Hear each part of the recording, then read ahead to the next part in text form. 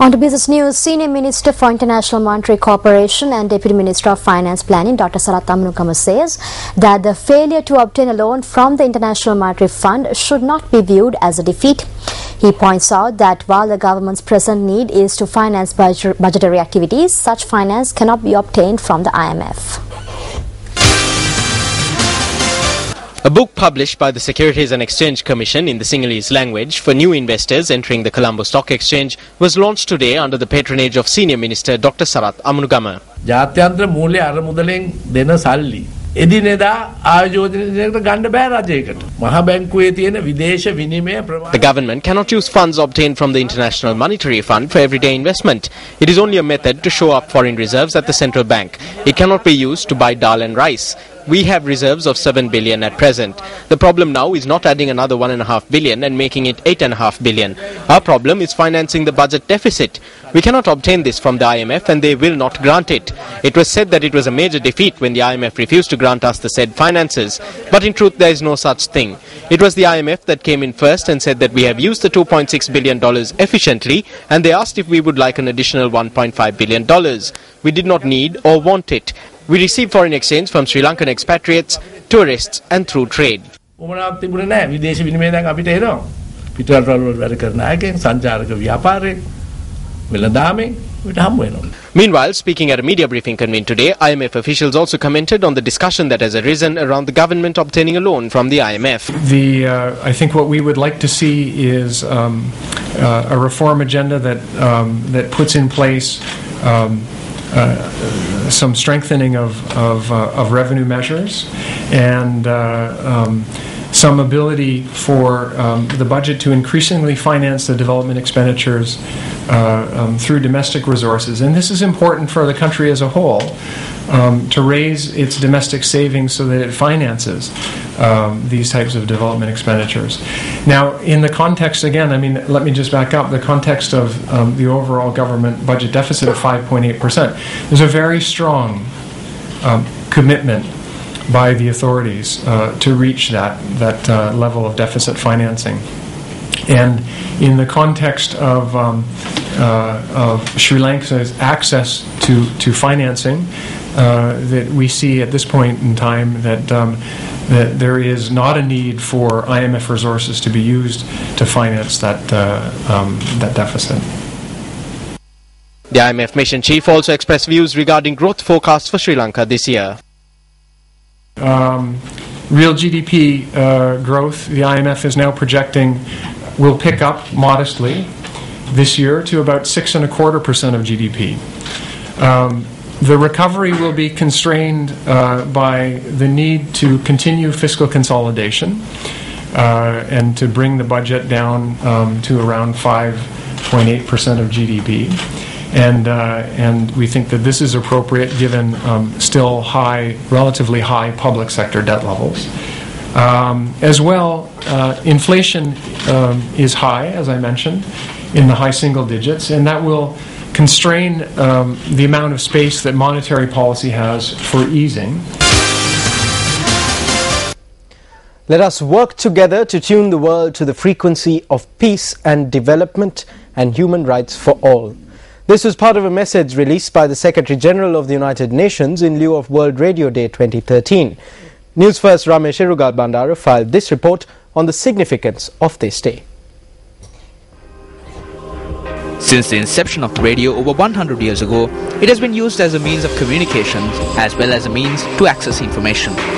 On the 3rd of November 2011, the 36th General Conference of UNESCO approved the creation of World Radio Day. After much debate, the date was finally set as the 13th of February to correspond with the birth of UN radio in 1946. In an age where technologies such as broadband, mobiles and tablets are taking center stage, the radio continues to be an effective low-cost mode of transmitting information to the masses. If someone asks you as to who invented the radio, the most common answer would be Italian inventor Guglielmo Marconi. However, Guglielmo Marconi does not possess the patent for the radio. It is in fact another genius of his time that holds his patent. Meet Nikola Tesla.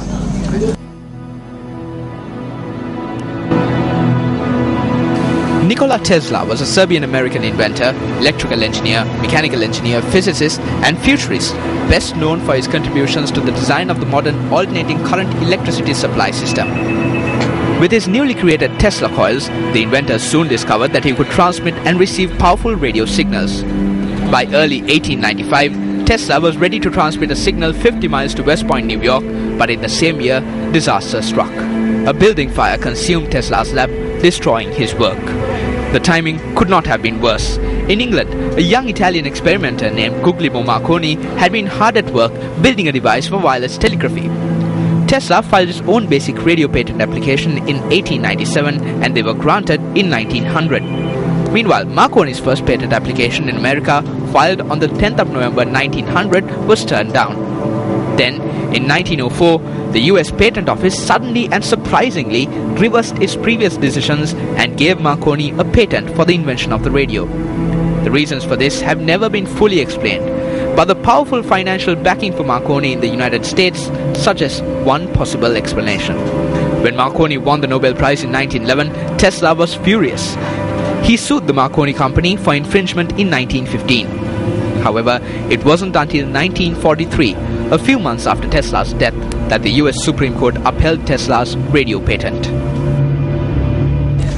Regardless of who holds the patent, the radio is in fact a very important invention.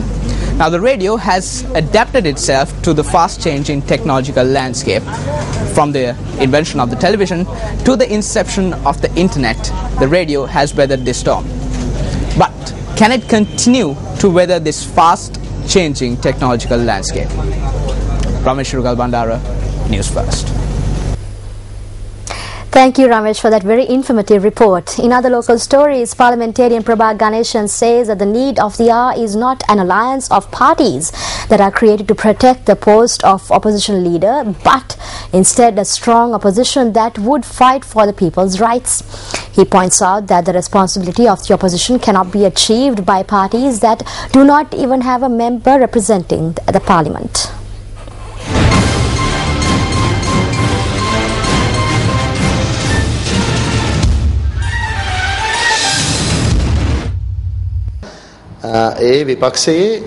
Apart from the United National Party, the members who have joined this alliance does not have a representation in Parliament. Parties who do not have a seat in Parliament have joined hands to form an alliance. I believe that Mano Ganeshan has been caught in this trap. They failed to obtain the support of the JVP and Sarath Fonseca as well.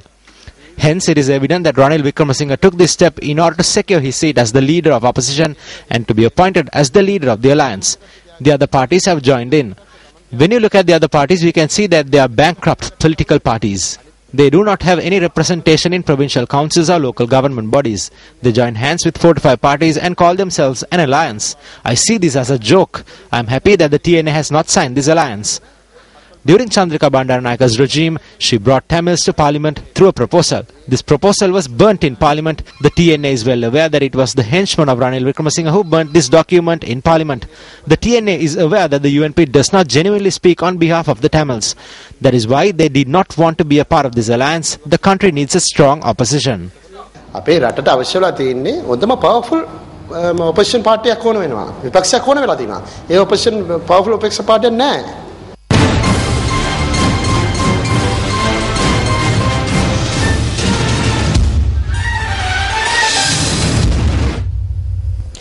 Now, various politicians are voicing their concerns about the failure of the UNP leadership to obtain the support of the potential youth attached to the party in order to steer the party towards electoral victory. Several political party representatives expressed these views, taking into consideration the statement made by UNP parliamentarian Dayasiri Jayasekara recently. අපේ නායකතුමාටත් ඕන වෙලා තියෙන්නේ අපේ හැකියාවන් ප්‍රයෝජනෙට අරගෙන රටට වැඩක් කරවන්න නෙමෙයි. Our leader does not want to utilize our talents for the betterment of the country, but instead wants to remain as the opposition leader until he dies. Our leader has no vision or talent. He also does not have any urge to do anything either. The second tier of leadership in our party possess immense talent. However, this group is not allowed to do any work. හැකියාවන් පාවිච්චි කරලා වැඩක් කරන්න දෙන්නේ නැහැ. They are not allowed to engage in any relief program as well. Why is this? This is because our leader has said for them to stop engaging in relief activities. මම දැක්කා මගේ හිතවත් මිත්‍ර දයාබර ජයසිරි Jayasekara මහත්මයාගේ I saw the views expressed by MP Dayasiri Jayasekara. He spoke with disappointment. I can understand why he is disappointed. දැන් අපේ නායකයා එතුමාගේ නායකයා කෙනෙක් එතුමා කිව්වේ නායකයා දැන් අලුත් නායක ටිකක් එකතු කරගෙන ඉන්නවා ඒ නායක සමග එතුමා කොච්චර දුරක් යයි කියලා අපිට දන්නේ නැහැ කියන කතාවක් මතයක් ඉදිරිපත් කරා එතුමාගේ ගැටල අවසන් වෙන්න ඕන. A group of youngsters should come forward. Dayasiri Jayasekara is representing the Kurunegala district. Harin Fernando is representing Badulla, while Sujiva Senasinghe is representing the Colombo district, and Buddhika Pathirana is representing the Matra district. This is the young team of the UNP. ඉන්නවා බුද්ධික පතිරණ මන්ත්‍රීතුමා මේ අය එක්සත් ජාතික පක්ෂ තරුණ කණ්ඩායම. United People Freedom Alliance parliamentarian Shanta Bandara challenges the united opposition to secure victory at the upcoming provincial council elections before attempting to topple the government. He expressed his view during a media briefing held in Alawa yesterday. At a time we are developing the country, 11 parties in the opposition signed an agreement to topple the government. It is a joke. These 11 parties may be registered political parties in the country. However, when you look at the membership, the numbers are not appealing. These 11 parties claim that they would pose a formidable challenge to the government. I would like to tell these parties, before attempting to topple the government, try and secure victory at the upcoming provincial council polls. The elections will be held for the Northwestern and Central Provincial Councils. We challenge the opposition parties to secure victory at the provincial council polls before taking steps to topple the government.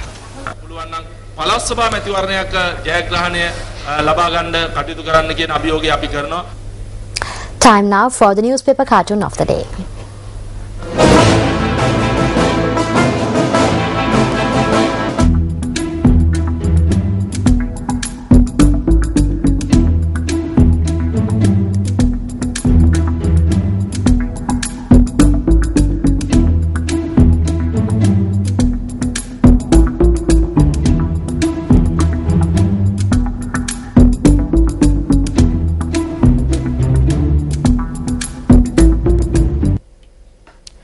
In other local news, the President of the Court of Appeal, Justice S. Kandaraja, says that he will not appear in the bench taking up the case filed against Minister of Industry and Commerce, Rishad Bathiuddin, in the future. He noted that he will refrain from sitting on the bench on personal grounds. Now, earlier, the Justice said that 3 intervening petitions, including one by the Sri Lanka Bar Association, were rejected. The case was filed against the Minister by 2 President's Counsels and 5 attorneys at law. The case has been filed against Minister Rishad Bathiuddin for contempt of court for influencing the Mana magistrate in a case and requesting the Judicial Service Commission to transfer the magistrate. Justice Kandaraja, while stating that he will refrain from taking up the case in the future, informed both parties that the case will be taken up again on the 22nd of this month before Justices Rohini Marasinghe and Deepali Vijayasundara.